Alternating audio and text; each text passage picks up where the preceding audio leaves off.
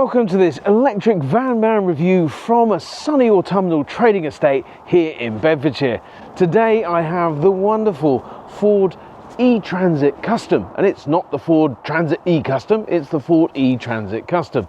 And you know it's an eTransit Custom because it's got this very diamondy, hexagonally kind of grille going on, but this is not your fleet offering. This is very much a retail offer, an offer for the small business or the owner-driver, you might say. So let's get under the skin of what's different and what's special about this van. So if you are interested in electric vans and find these reviews helpful and handy and get your facts from them, then please like and subscribe, because it helps, right? But like and subscribe, thanks. There are a lot of good reasons why the Ford Transit Custom is being electrified and why that is good news.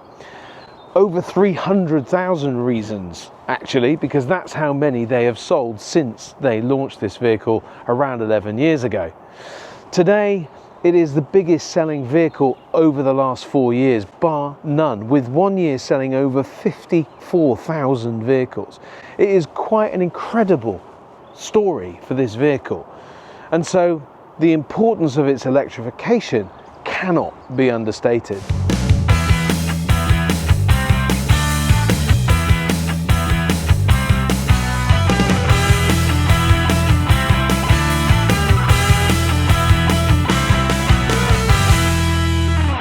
So before we get going, let us get some facts laid down. This is the L2 version of the Ford eTransit Custom Sport. Now the Sport comes with 218 brake horsepower. Yes, you heard that correctly. And boy, does this want to shift, but we'll get on to that in a few minutes.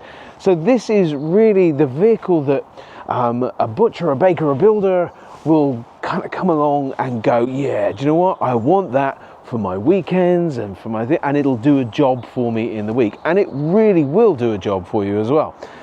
So the Ford eTransit Custom has some powerful design features. I love this, and they call it coast to coast, this digital light bar across the front here, but it really does set the vehicle off nice, lovely LED lights, and it just has a real image at the front. Very powerful styling with the spoilers and so on at the front, and of course the grille and the little E just tucked away there. So as I've said, the sport version of the Ford eTransit Custom comes with many design features, and one of them is these lovely matte black, really punchy alloys. Nicely protected by the tyre wall, so you're not likely to scrape them too often, although I'm sure most of us would manage it at some point. But very powerful 17-inch wheels giving a real message. So if you've been here before, you know that I like to get into the practicalities of the vehicle before we get all excited about all this electrification stuff. So what are the practicalities of this vehicle? Well, first of all, it has a metre wide door, 1 metre and 33 centimetres, 103. The Sport model comes with this lovely plastic covering on the floor. I'm not sure it would be my first choice. I kind of like a wooden or a non-slip floor. This for me feels like something I'd want to take out and put a wooden floor in, but hey, listen, it works. It's a good floor covering and it's very robust. And of course, you've got lots of tie down points all around. Now, none in the floor. They're all just above the floor as you look around. And you're going to be thinking, well, how much weight can I put in this, Paul? I've heard electric vehicles are really heavy. Within the L1 version of this, you get 1,036 or 1,053 kilos. If you go into the L2 version, because it moves from a 320 to a 340, which is relevant to the gross vehicle weight, it gives you an extra 100 kilos. But here is my first question for Ford, because they could go to 3.5 tons, but they've only gone to 3.4. And it's not as if the vehicle can't cope with it, because it can tow, so we can come on with that in a minute. But it could go to 3.5 tons and give us that extra little bit that we are looking for, that extra 100 kilos. But you may not need it, and it may be fit for a purpose for you. So here at the back of the van, you've got this lovely blue stripe indicating again that this is the electric version of the Ford eTransit Custom. Now, because it's the Sport, you've got these big sporty stripes going down the middle. Gone are the little go faster stripe down the side, although they have got one of those. This is right down the middle, big and bold. Also, it's got a big spoiler up at the top. And I really love this light cluster. It just is really striking. It's nicely out of the way so that any impacts at the back are not going to affect this. This vehicle has a tailgate. Now, barn doors are standard. Tailgate is an option at £275. It's not my favourite thing, but maybe it works for you, because maybe you do some work at the back of the building, back of the van, and then you want something to cover over, and we'll see a little bit about that in a minute. There's also got a camera, which is really good for those reversing, and it really is good at night as well. Check that out. And parking sensors, so that you protect this really great looking van. Let's get in the back. So in terms of total cubic capacity, which is a measure that we often call out, in the L1 version you have 5.8 cubic meters, and in this version, the L2, you have 6.8 cubic meters. So as I've already said, that this is the L2 version. That gives you 3 meters load length at the base, so all the way down to the back. Although if you head to the Ford website, that fact is missing, but there you go. I've got the tape measure out, we're okay. And at the back there, you can see an indent, which is what gives it that 3 meter load length. And that is over 1.2 meters wide. So it allows you to slide your 8x4 sheets of plasterboard or wood all the way in, and then you can lash them down. Although, as I said, you haven't got the lashings in the floor. I prefer them there. But anyway, but we've also got a really funky feature in the back here. So inside the back, we have fitted Ford Pro Power. Now, it is an optional extra at £850, but I think there could be real value here. But first of all, we also have really high-powered LED lights at the back, offering a nice big pool of light for what potentially could be a workspace. Already, we've got good LED lighting throughout the back, but this extra piece just there is really good. The Ford Pro Power just gets switched on here, and that allows you to deliver power here at the back, and that can be very useful. So the great news is you can pop a bit of water in a kettle, hit the button, set your cup up, and get going for a cup of tea. But more importantly, you can plug in your power tools and go and get some work done.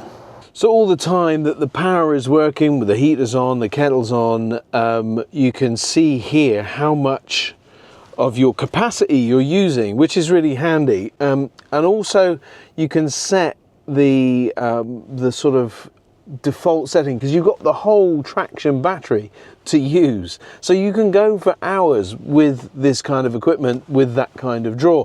And then end of the day, you get back to the vehicle, there's not enough energy left. Well, no, that won't be the case, because you set exactly how far you want to be able to go at the end of your day here on the dashboard. So now that we've decided whether or not the look and the feel and the practicality of this vehicle are good for you, fit for a purpose in your business, let's decide whether it answers the questions for you from an electrification point of view. So, as always, we start talking about that here at the front of the vehicle, well, where the charge point is. The charge point being off of center, I think, is probably a good thing. You can charge at 7, 11 and 125 kilowatts if you're out in the DC public network. From an electrification point of view, it comes with a 65 kilowatt hour battery, which, as I've already told you, comes with 218 brake horsepower. So those are the motors that are fitted to the battery. 65 kilowatt hours, they claim, will take you around 196 miles. So one of the features of the Sport model is the acceleration off the line. This is a seriously quick vehicle. 218 brake horsepower means that this travels really rapidly. So just as a little taste, away we go with performance that you wouldn't see on most mid-range cars. There is no official 0 to 60 figures, but the reality is somewhere between 7 and 7.4 seconds is where this will do 0 to 60 miles an hour. Now, for context, my own Hyundai Ioniq 6 will only do 0 to 60 in 7.4 seconds. So I'm wondering whether Matt Watson will soon be doing a drag race in one of these. Let's have a guided tour of the cab of the Ford eTransit Custom. Now, I have to be really honest, this is a really nice place. It's well thought through. Now, I know that Ford go to a lot of lengths to understand the needs of their drivers. They have a centre where they invite drivers to come along every quarter or so. One of the ideas that came out of that was this steering wheel. Now, I haven't got the option, but they do have an option where you are able to tilt the steering wheel, put a cover over it, and it can act as a table, one for a laptop or two just to eat your lunch from. Now, we do have the internal office in here as well, which is the central seat with the nice firm plastic backed table, if you like, with a nice elastic band there that tucks away back in the seat and provides a nice seating area. Now, the through load system, they've taken everything that used to come from the middle area of the vehicle and made a nice through load system, or through load feeling, so you can just walk across the cabin area. We've also got all of the aids that you would expect to find on the steering wheel. So you've got your cruise control, my favorite kind, the adaptive kind, which tracks how far away you are from the vehicle in front. You've also got audio controls and a number of other controls that you can see, like a trip computer and other bits and pieces like that. A nice digital dashboard in there which will tell you the direction of travel, and if you've got the sat-nav pack, it'll also kind of tell you where you're going in the middle there. It tells you how much range you've got, what gear you're in, be it reverse, drive, neutral or park, and then a big infotainment system here. This is a great system. It's not as straightforward to use as I'd like, so it's not intuitive. You don't immediately know exactly where to find everything. But that said, once you're into it, it is going to be pretty simple as you know your way through. The good news is they've got the air conditioning and climate functions all permanently visible, including the bum warmer. Yes, a heated seat for both driver and for passenger. Not sure about the middle person. Maybe they don't get a heated seat. I'm not sure. Now, they don't have over cab storage, but they do have 3 cup holders. So there are cup holders for both driver, passenger, and one for the middle. We've also got USB and USB-C charging ports and a number of manual buttons so that you can press, including cameras. There's cameras that come up visible. So there's a lot going on here in the Ford Transit Custom Sport version, not least cubby holes. So let's just have a quick look around the cab at the cubby holes. So the best way to show you all of that is to just kind of open this door. There's a nice little spot there for pens and bits and pieces. You've got a nice deep bin here and a nice 2-litre Coke bottle cubby there, and also space down the bottom. And then come inside and we've also got the old glove box, which is probably okay for some gloves. It's not particularly big, but because they've moved the airbag up to here, which does lose cubby holes across here, it does give a nice little cubby hole there. I like that that stays up, and I like that that's nice and deep. You could probably get a laptop in there, certainly all of your paperwork, and then chuck that out of the way. You have also got the cubby up at the top here, which is nice and deep, but my only downside about that is it's going to slide around a little bit. There does seem to be some charging cable ports there, although a little tricky to get to. And then we've obviously got the same on this side in terms of the door and the cup holder, so there is plenty of storage. But one last thing, the seats will flip up and then, oh, they flip up and then you get all of this space under here if you can get them open. So you've got space for your cables. In this case, they've got a sound system under there. You've got a warning triangle. There's the plug for your typical, just, you know, plug in your laptop or whatever. But it's, again, a very well thought space, and they've used every inch of it.